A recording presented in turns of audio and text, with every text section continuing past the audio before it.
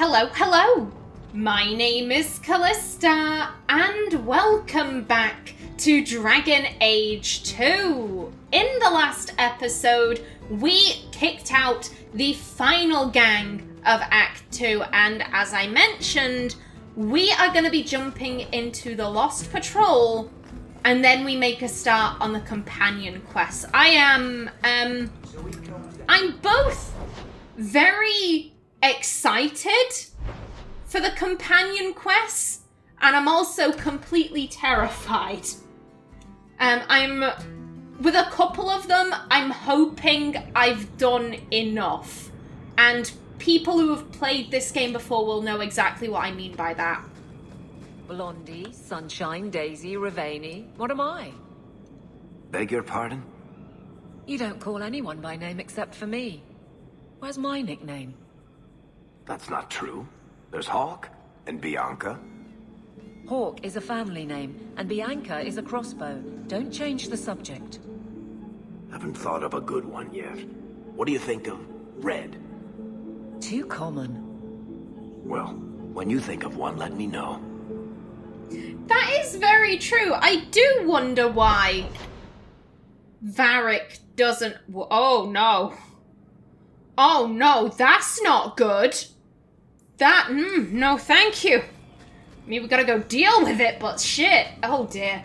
Yeah, as I was saying, I do kind of wonder why Varric doesn't give Aveline a nickname. Part of me wonders if it's a sign of respect. Not that he doesn't respect Hawk and the gang, but it's more so that, like, she's the captain of the guard. She's, to be brutally honest, out of all of Hawk's friends, Aveline has her shit together the most, let's be honest. She's living her best life, doing her thing, not, you know, dicking about with mage rebels and, you know, getting emotionally involved with pirates, that sort of thing. I might be wrong about that, I'm not too sure really, now that you can bugger off. Come on, get him. Haste. There we go. And just a shade left. There we are.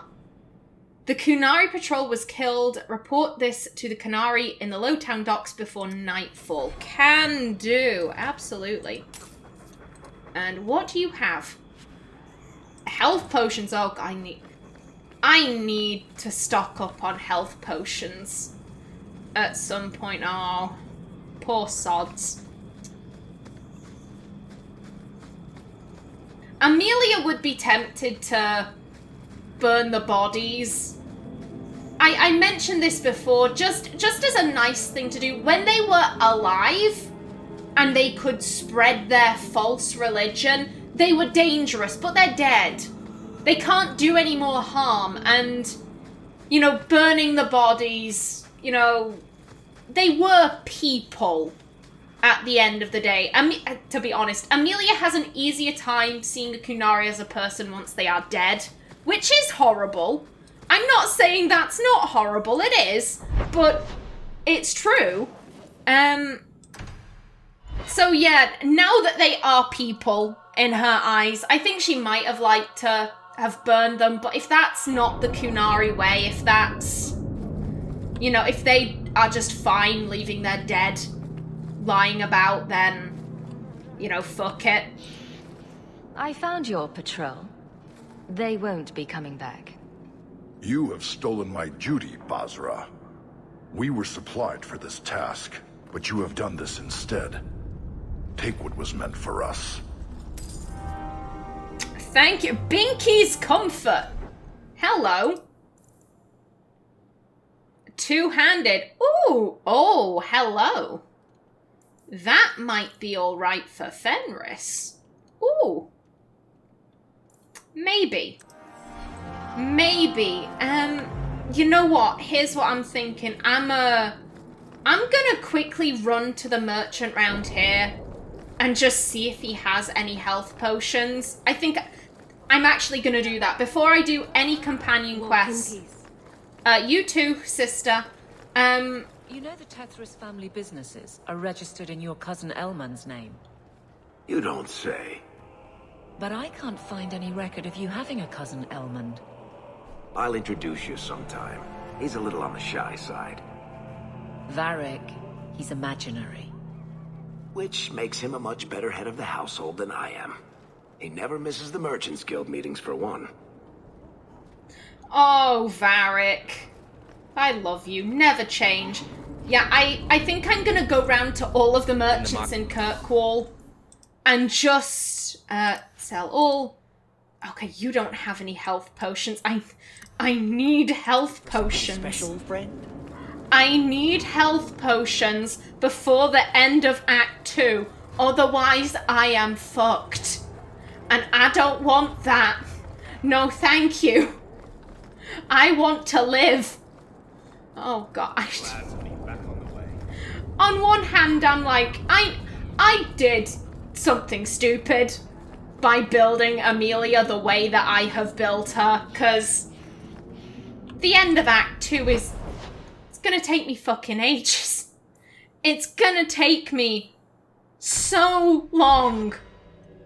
But I just can't. I can't give Amelia attacks. It doesn't make sense for her. Okay, now then, either of you two. Do you sell potions? You don't.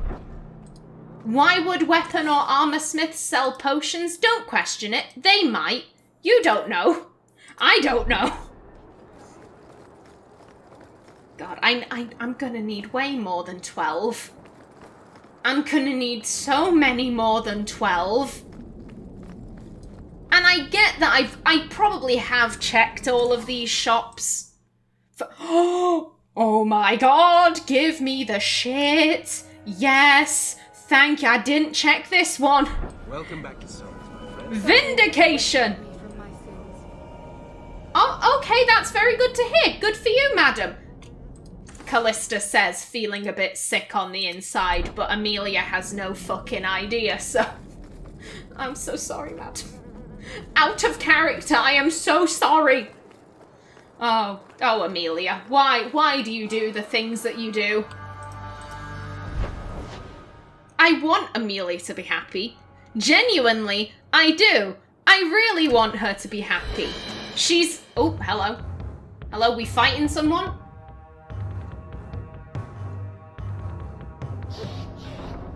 Maybe not. As I was saying, Amelia is my little... She's my little bisexual baby. She's like me. I want her to be happy. But instead she looks up at me and says, no, I want to go and play in the trash. And I say, no, Amelia, don't do it. And then she hops straight in the dumpster. And I cry out no, like the Darth Vader meme. Oh, Amelia. Now then, I always forget. There aren't any merchants in the alienage. Okay, good stuff. Now then, hello. Long time no see. You have nothing. And... you have 3. Yep, I want all of them. I need all of them. I know I'm pretty far away from the end of Act 2, but I'd rather just be prepared.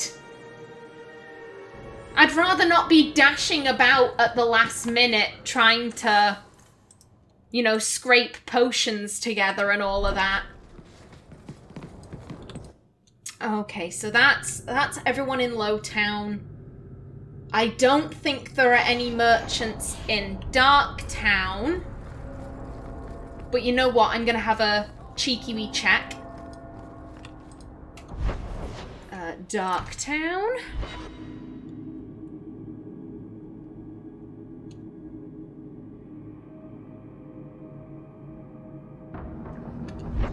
Oh. She's still there! That poor lady! Oh my god. Okay, so... no merchants in Darktown, however, I might as well trigger some banter. Oh, Amelia. Amelia, don't get stuck on the light. There we go. She's like a moth sometimes, I swear to God. Really? No banter? Okay. Outsiders think they can change us. Buddy, you say something to me every single time I pass by here, and I never understand it. Okay, up to Hightown. And you know what? I'll give Fenris his present whilst I am here. I mean, we're right next to his house. We might as well.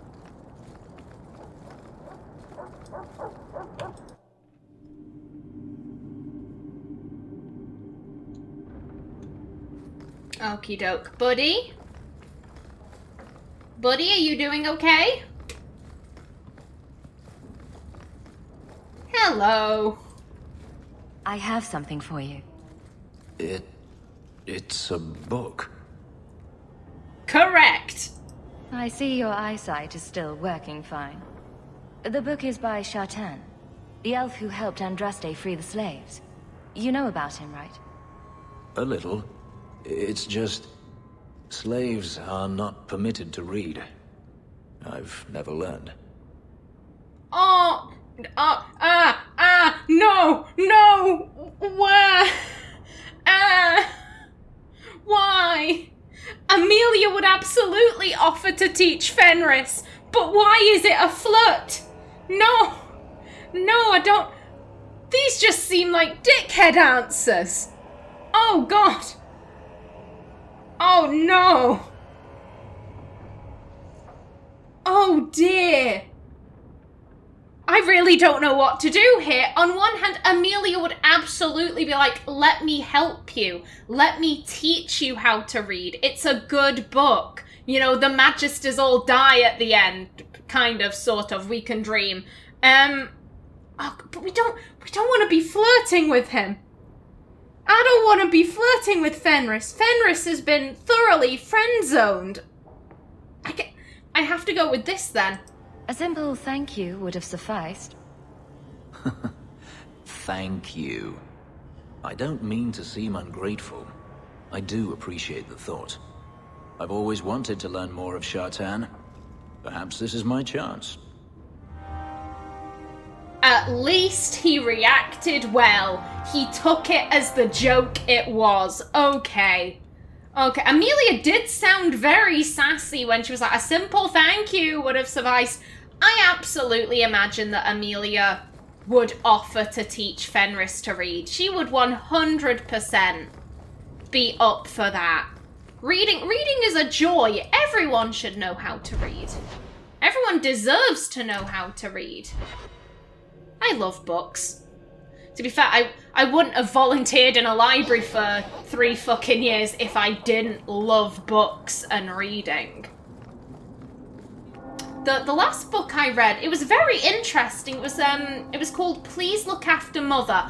I can't remember the author's name because it was a Korean author, and sadly, I'm just absolutely awful with Korean names. I feel incredibly guilty, you know, saying that.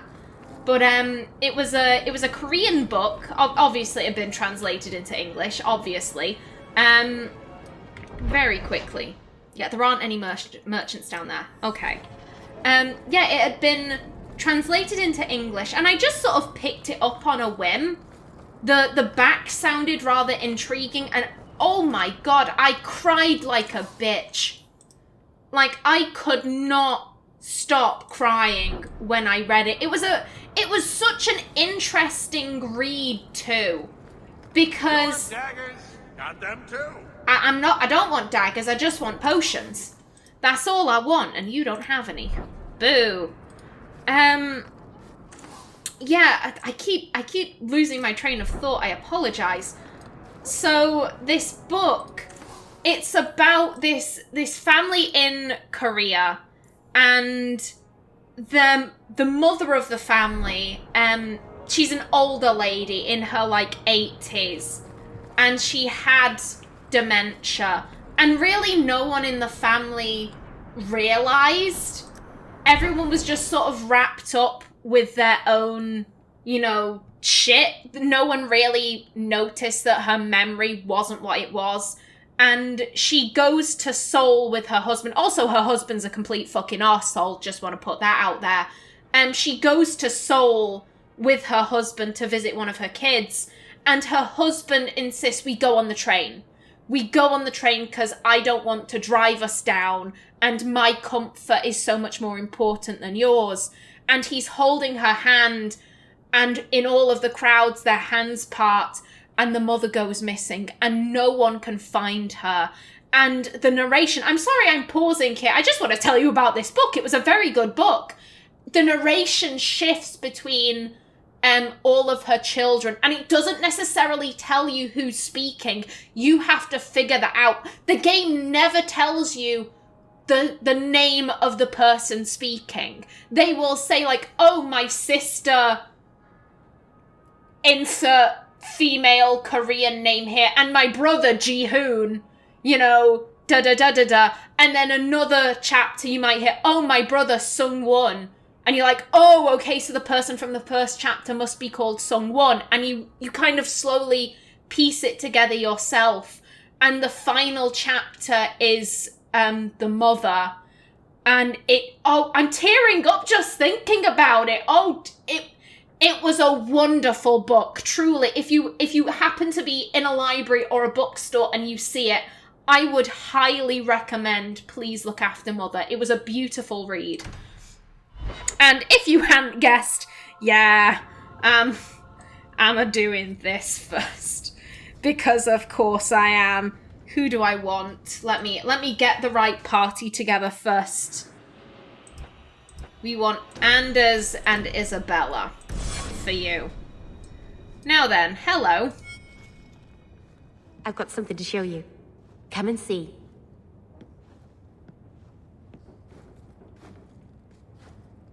It's beautiful, isn't it?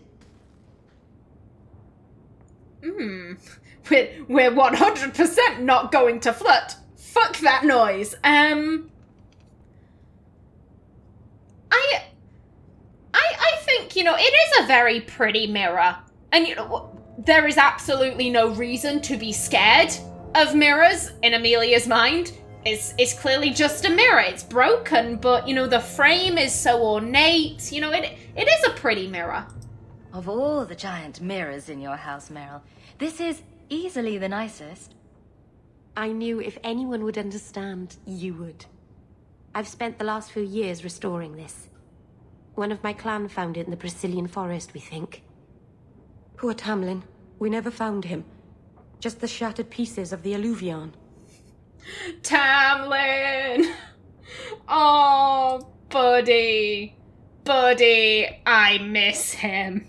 So, yes, this is just reiterating that, hey, this is Merrill from the clan of the Dalish Warden in Dragon Age Origins, and as I said before, we have seen this mirror before. This is the mirror that Tamlin touched and caused so much chaos in poor Mahariel's life. I will say, if you played as a Warden Mahariel in Origins and you import your save, Merrill actually has a lot more to say. She'll say, poor Tamlin, we never found him, and Mahariel was so sick that the Wardens had to take him. She will actually name drop Warden Mahariel. Why did you bring it here, Eluvian? Is this why you left the clan? The mirror killed someone. Ooh. I think first things first, what's an Eluvian? That's what Amelia's thinking. What's an Eluvian? Long ago, the elves had a kingdom. An empire that covered Thedas. And every city had an Eluvian. The mirrors let them communicate across their empire. But I don't know how exactly. My people have lost so much. We know almost nothing of the days before Arlathan. This is a piece of our history. Confirming that this mirror is indeed magical, at which point... Because here's the thing, from what Merrill had said, I wouldn't imagine that Amelia would think, oh, the mirror killed someone, but But now that she knows, hold up, it's magical, it could have probably killed someone, maybe. Do you think the mirror had something to do with Tamlin's disappearance? The ruin we tracked Tamlin to was full of traps and monstrous things, but we found no body. His trail ended at the broken pieces of Eluvian. What are you trying to do with this mirror? At first, I just wanted to find Tamlin. But it's been too long. Tamlin is probably dead by now, if he wasn't already. But still, I know it can help my people. I can at least recover this one small part of our heritage. This thing is what made the Keeper send you away, isn't it? The Keeper wanted me to destroy the fragment I kept. She said our ancestors meant it to be forgotten. But it's a Keeper's place to remember. Even the dangerous things. We argued. I left. She's wrong. This mirror could teach us so much about who we once were.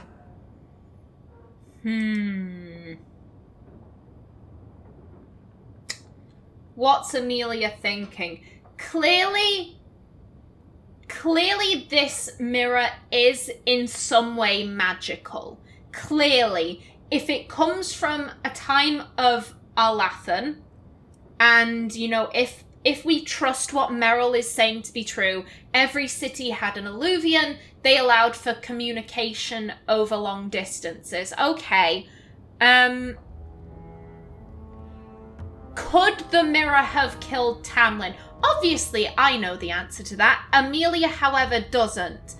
And what I think Amelia is imagining is that maybe you have one person with one Eluvian, another person steps in front of Eluvian in a different city, and you just talk. That's probably what Amelia is thinking. She absolutely would not, you know, be considering, oh, well, you can step into the mirror, because how do you step into mirrors? That doesn't make sense.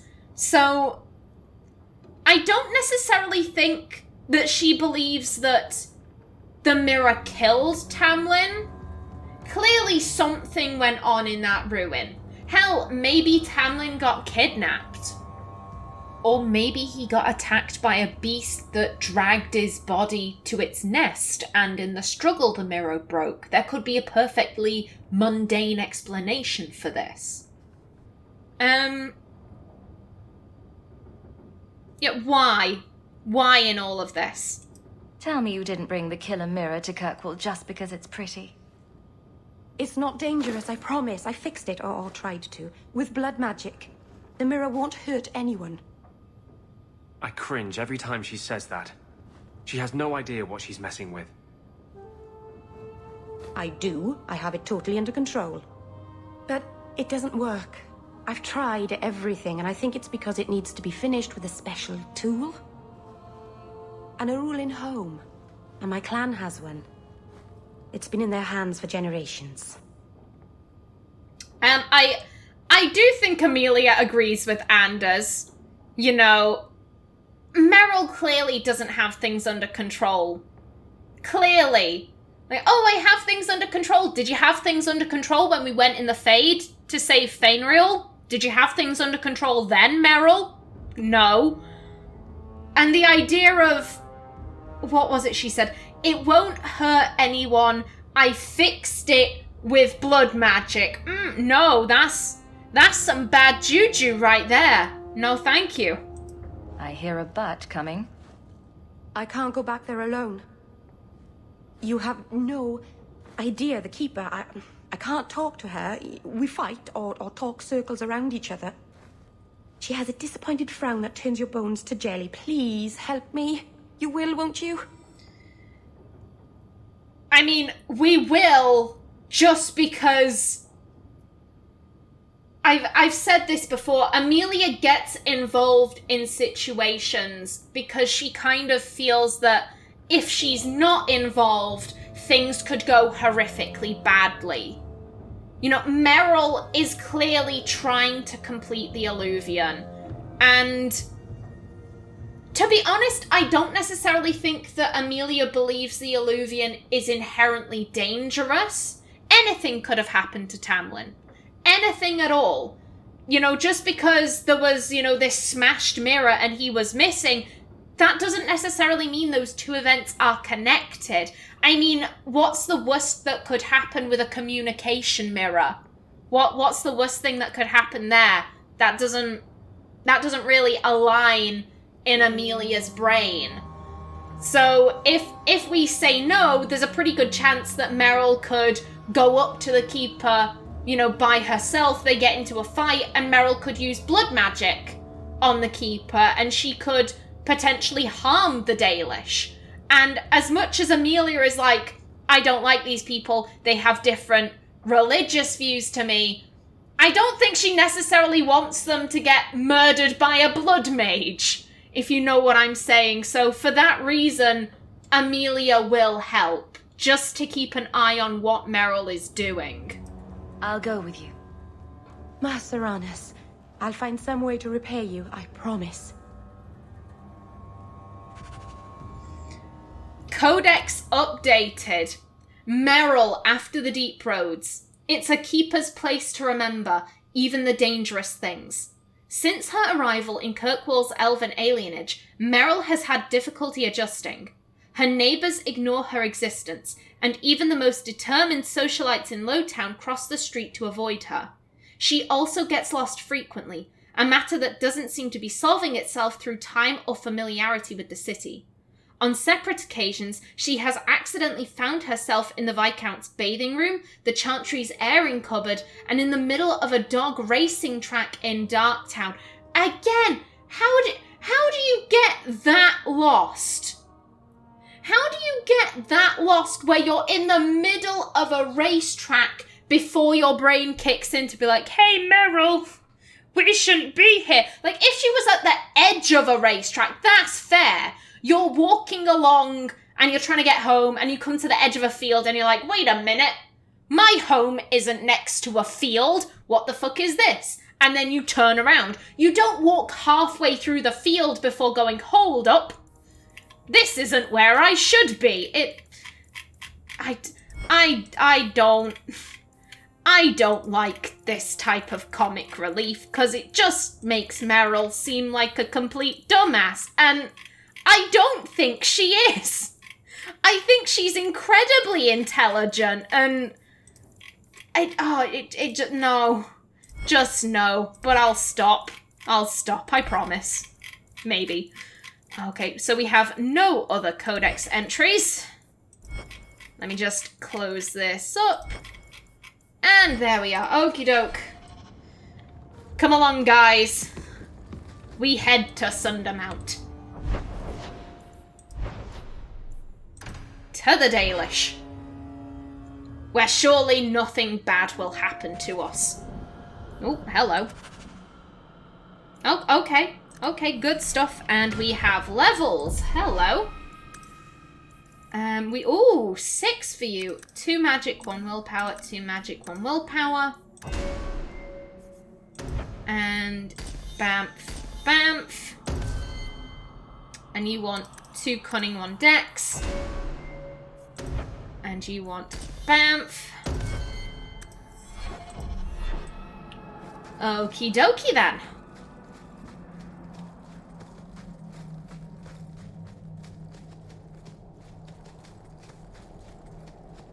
And banter. What makes this relic of yours so valuable? The same thing that makes anything valuable. Someone's willing to pay for it. That's not evasive. Look, I didn't get where I am by showing my hand, you know. No, your hand isn't what I hear you've been showing. Damn it! I've got to admit, I was kind of thinking the same thing, but you outright said it. Damn. Okay. Now then, you know what? I am just about out of time, so I'm gonna stop right here. In the next episode, we go and speak with the Keeper. But until then, please remember to like if you enjoyed, leave a comment below, And if you wanted to subscribe, it would be very much appreciated. I've been Callista. Thanks for watching, and see you in the next episode.